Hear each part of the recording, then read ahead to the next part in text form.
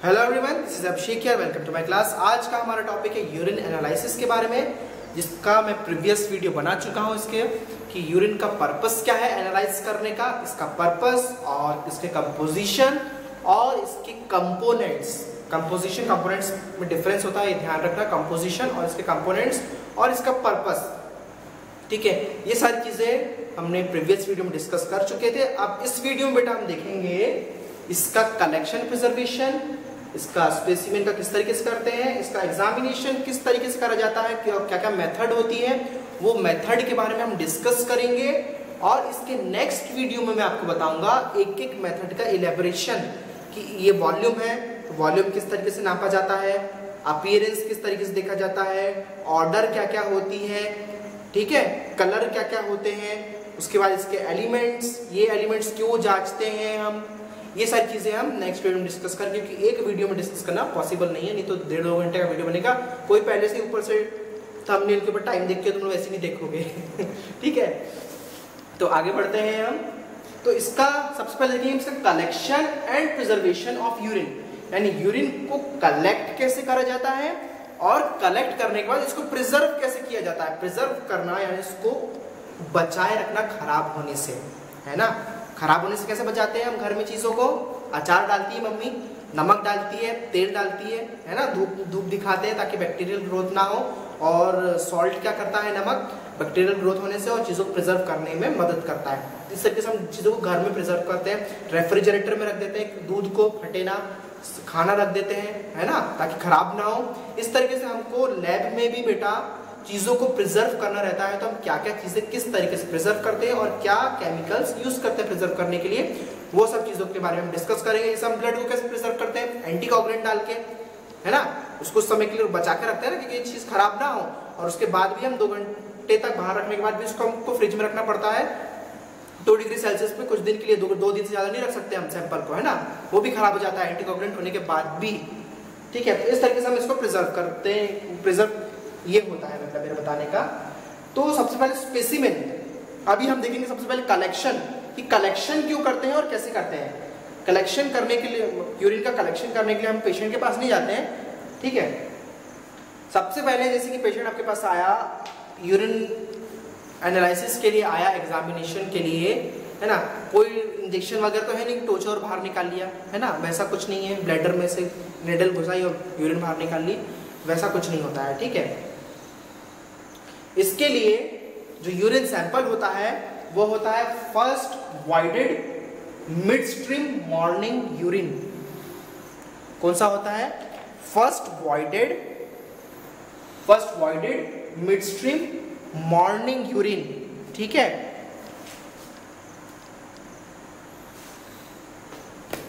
इसका मतलब क्या है?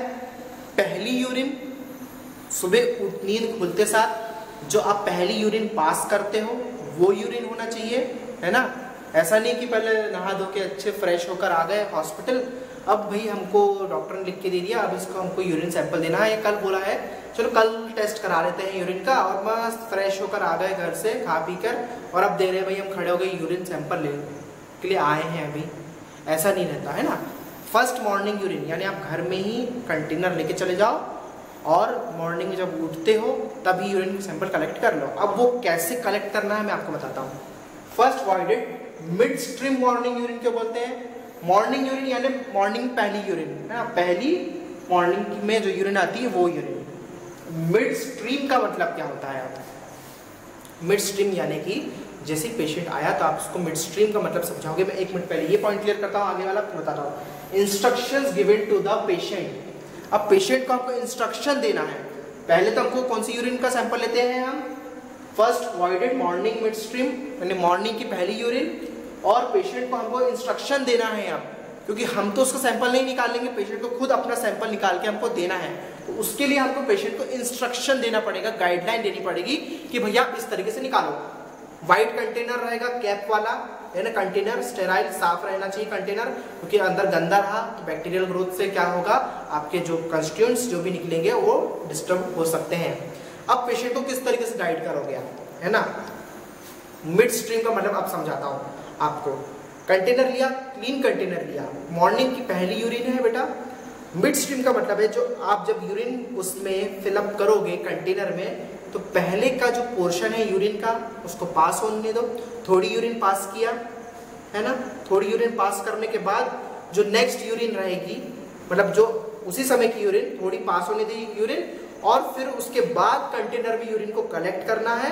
कंटेनर को बंद करने के बाद जो लास्ट जो यूरिन बच जाती है पास होने के लिए, उसको एलिमिनेट हो जाने दो वापस वॉशरूम में। बात मेरी समझ में आई? पहले यूरिन पास होने दिया है ना, उसके बाद जो बीच मिडिल में जो मतलब जो थोड़ी यूरिन बच गई उसको फिर अपने कंटेनर में उसको कलेक्ट किया।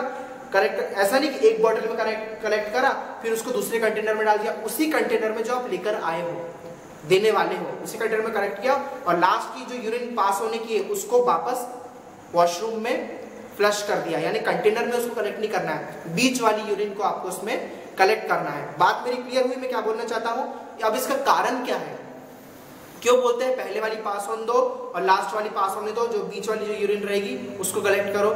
इसलिए बोला जाता है अंदर से जो भी सेल्स जो डिस्ट्रॉयड हुए हैं अंदर पूरा यूरेथ्रा में, यूरिनरी ब्लैडर में, है ना, जो भी आपका सेल्स है अंदर, एपिथेलियल सेल्स है अंदर, जो भी बैक्टीरियल ग्रोथ हुई है ना, मीटस में, यूरेथ्रा में जो भी बैक्टीरियल ग्रोथ हुई है वो पास हो जाए, है ना। जो भी गंदगी है स्टार्टिंग की, कचरा है अंदर जो बॉडी से जो सर्कुलेट होकर आ रहा है वो पास हो जाए। ठीक है, हम कहीं भी जैसे कि फॉर एग्जांपल पानी भरने जाते हैं, टैप से पीने का पानी भर रहे हैं, नल चालू करके तुरंत तो नहीं लगा देते, थोड़ा सा निकलने देते हैं ना पानी, कि कुछ अगर पाइपलाइन में कचरा है तो निकल जाए। अब पॉइंट क्लियर हुआ? पाइपलाइन में जो भी कचरा है वो निकल जाए, फिर हम बॉटल भरते हैं और फिर टैप लगा देते हैं, है ना। टंकी में जो पानी जो आखिरी का बचा रहता है वो तो कलेक्ट नहीं करते हो आप, क्योंकि आखिरी का जो पानी आएगा वो गंदा आएगा, पहले का जो पानी आएगा वो भी थोड़ा गंदा आएगा, मिडिल में जब पोर्शन जो पानी आएगा वो क्या आएगा, थोड़ा साफ आएगा, है ना। इस तरीके से हम क्या करते हैं, साफ यूरिन को क्या करते हैं, कलेक्ट करते हैं कंटेनर में। इसी को बोलते हैं मिड स्ट्रीम यूरिन का कलेक्शन। हुआ कलेक्शन क्लियर दिमाग में? क्यों हमको पेशेंट को इंस्ट्रक्शन देना पड़ता है? क्योंकि पेशेंट खुद ये कलेक्ट करके लेकर आता है। ठीक है, अब ये एडल्ट की कंडीशन है, जब कोई एडल्ट, एक वयस्क या एक बच्चा, जो बड़ा बच्चा इसको कलेक्ट कर पाए। अब इन्फेंट्स यानी जो छोटे बच्चे हैं, है ना, छोटे बच्चे यानी 1 साल से कम के बच्चे, इन्फेंट्स, अब इनका कैसे करोगे आप? 1.5 साल 2 साल के बच्चे को तो पता है यूरिन आएगी तो बता देगा मम्मी यूरिन आई है, मतलब जो बोल सकता है ना। अब 1.5 साल से कम का बच्चा कैसे बताएगा यूरिन आई है? कैसे कलेक्ट करेंगे अब इसकी यूरिन हम?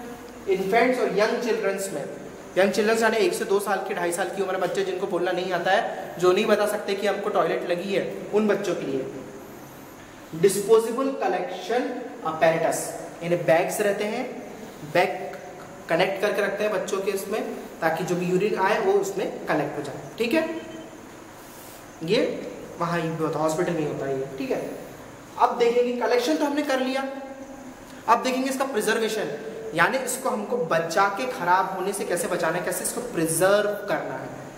ठीक है, सबसे पहले हम पॉइंट देखेंगे, urine analysis should be examined while fresh. मतलब यूरिन जब इसका एनालिसिस करते हैं, शुड बी एग्जामिन्ड, यानी कि इसका जो टेस्ट परफॉर्म करने जा रहे हैं, एग्जामिनेशन कर रहे हैं, उसको एग्जामिन कर लेना है हमको जब वो फ्रेश कंडीशन में है, उसी समय कलेक्ट की गई है, 1-2 घंटा लेट नहीं है, वो कलेक्ट करके नहीं रखी गई है। ठीक है, उसी स्थिति में हमको पहले इसका टेस्ट लगा दो, एग्जामिन कर लो इसको, है ना। While fresh within 1 hour of collection के 1 घंटे के अंदर ही फ्रेश यूरिन को हमको एग्जामिन कर लेना चाहिए। क्यों? It should be stored at, और इसको स्टोर करना है, it should be stored at 2 to 8 degree Celsius in a refrigerator में, यानी फ्रिज में, सेल्फ फ्रोस्ट में क्या करना है हमको, 2 to 8 डिग्री सेल्सियस का जिसका टेम्परेचर सेट है, वैसे हमको रेफ्रिजरेटर में, लेबोरेटरी में, आपके घर के फ्रिज की नहीं बोल रहा हूँ मैं, लेबोरेटरीज में हमको इसको स्टोर करके रखना है 2 to 8 डिग्री सेल्सियस पे। हमको यूरिन को आगे तक, अगर हम इसको तुरंत नहीं लगा सक रहे हैं, हम इसको यूरिन को 1 घंटे के अंदर, आप थोड़ी देर में लगाने वाले हो तो इसको फ्रिज में आप भैया रख दो, है ना, टेक्नीशियंस खास तौर पे। अब 1 आवर के अंदर क्यों उसको लगाना है, मैं मेरे प्रीवियस वीडियो में बता चुका हूँ आपको।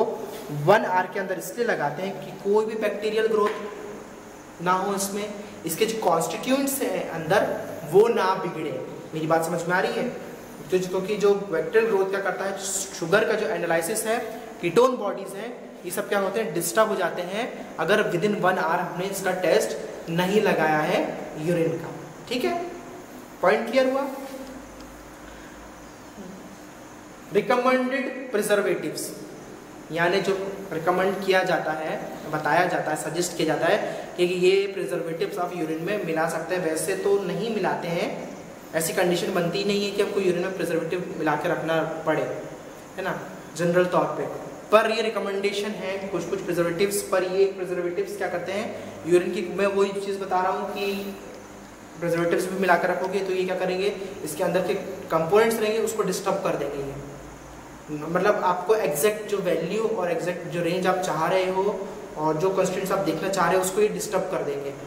ये तो हम इसको इस्तेमाल नहीं करेंगे कभी भी ज़िंदगी में, पर क्योंकि ये कहीं पूछा जाए या बुक में लिखना रहे तो आप लिख सकते हो। कॉम्पिटिटिव लेवल के एग्जाम्स है, वाइवर है, इंटरव्यूज़ रहे, इन सब में आप लिख सकते हो। ठीक है, बड़े बड़े चश्मे वाले को आप बता सकते हो किसी भी।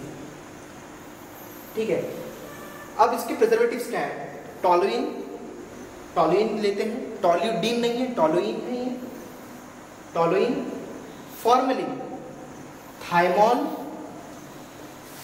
Chloroform and formaldehyde. ये सब चीज़ें क्या हैं, ये प्रिजर्वेटिव्स हैं। ये सारी चीज़ें हम मिला, सबको इकट्ठा नहीं मिलाना है, या तो टॉलुइन मिला लो, या तो फॉर्मेलिन, या तो थाइमोन, या क्लोरोफॉर्म, या फॉर्मल्डिहाइड।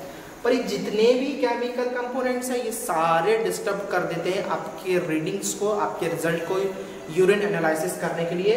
तो ना टॉलुइन डालो, ना फॉर्मेलिन डालो, ना थाइमोन डालो, ना क्लोरोफॉर्म डालो। हाँ, फॉर्मल्डिहाइड जो है वो कमर्शियल टैबलेट्स के फॉर्म में प्रिजर्वेटिव अवेलेबल रहता है। तो ये टैबलेट्स फॉर्मल्डिहाइड की रिलीज करती है फॉर्मल्डिहाइड, जो कि माइक्रोबियल इन्फेक्शन होने से और उसके डिस्टर्बेंस होने से बचाता है यूरिन को।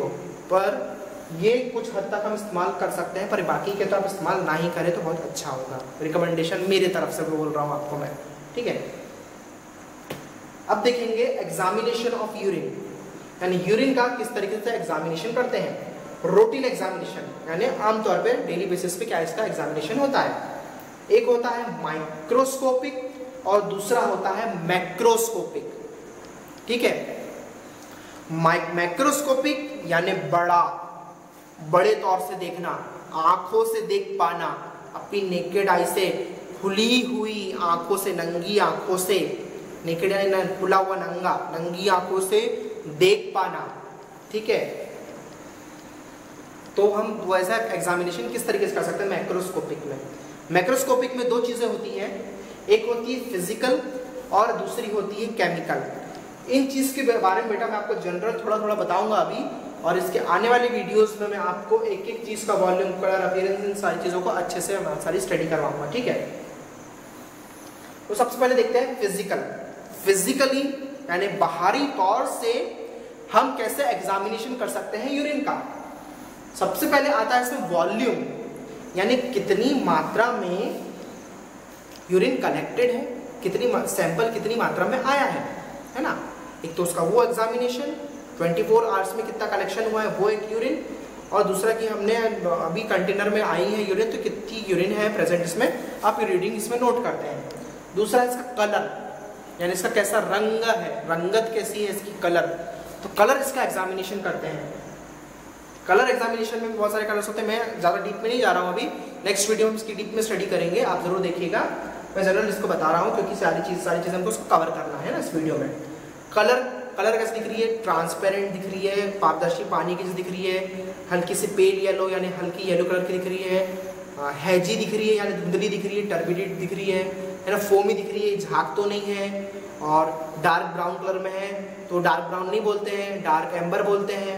ठीक है, एम्बर कलर जैसे कि टॉनिक की बोतलें आती है ना, टॉनिक की बोतलें कैसे ब्राउन धूप में देखो जैसे ब्राउन दिखती है, उस कलर की यूरिन तो नहीं है ना, हैजी यूरिन तो नहीं है, फोमी यूरिन तो नहीं है, इस तरीके की यूरिन तो नहीं है। कैसे कलर्स में हम देखते हैं इसकी अपीयरेंस, है ना।